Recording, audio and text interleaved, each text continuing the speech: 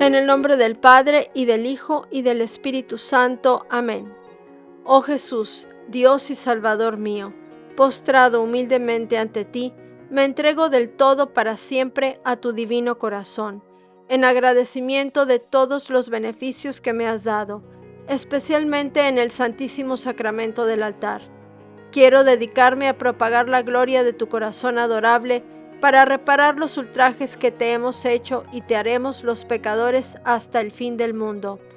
Oh Jesús mío, reina en mí como soberano dueño, que solo dependa enteramente de ti, que siempre busque imitarte, ya que eres el modelo perfecto de la santidad, amor, humildad y cumplimiento de la voluntad del Padre. Te suplico, dulcísimo Jesús de mi corazón, seas mi fuerza, mi asilo, mi consuelo y esperanza. Amén.